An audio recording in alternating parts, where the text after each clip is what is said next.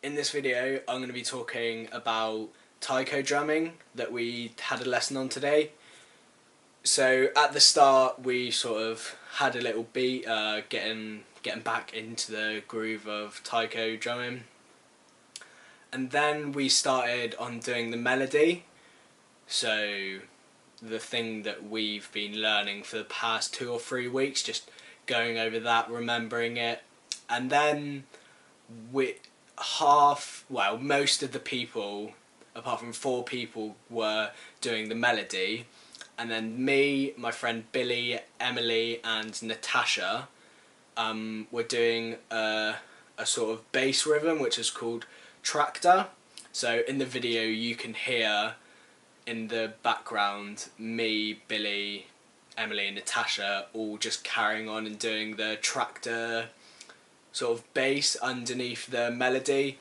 And at the start it was really hard because there was the melody going on and the tractor, so it was hard to keep in time and not speed up, because we were the people who needed to stay in time and make sure that we don't mess up, because if we did it faster, then the melody would get faster, or if we did it slower, the melody would be slower. So it was very hard to have that, listening to the other tractor people and also listening to the melody as well.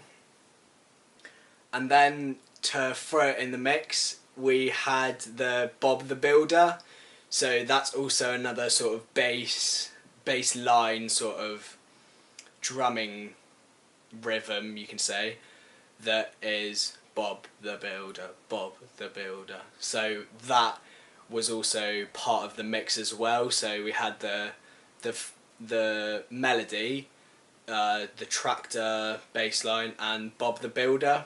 So all 3 of them put together, it was at the start it was very difficult to actually hear the other group of the tractor, sort of like our 2 sections, because we were on one side of the room and the other group were, me and Billy were on the one side of the group and Emily and Natasha were on the other side. So that was quite hard to sort of listen to what they're doing so we could stay in time, listen to Bob the Builder so we could stay in time with them, as well as not speeding up for the melody or slowing down and keeping it the same rhythm.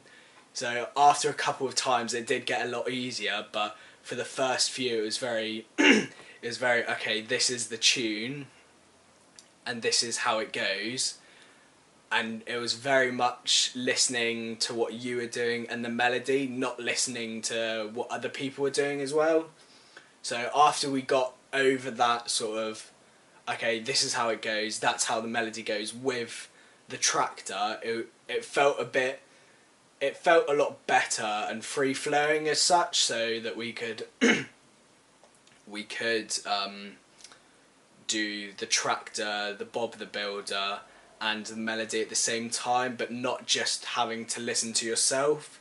It was more listening to everyone else and having the rhythm going, but subconsciously just doing the rhythm and listening to other people. So if they sped up, you needed to make sure that you were almost louder, so then they could hear the bass line that was going on, so they could then slow down. So it's that always being loud enough so you're underneath everyone, but also not overpowering them. But if they do get faster, then you almost have to overpower them for them to come down, sort of speed wise. So then so if they're going a bit faster, you get a bit louder but keep with your pace, so then they can hear the pace and then they almost get slower, so then you can get quieter again, but still not so quiet that they can still hear you. So at the start it was very challenging, but near the end of the rehearsal it was getting a lot better. We also tried it in different formations, so as in the audience facing us and we all face that way, and then almost in a round kind of in a round like staging configuration.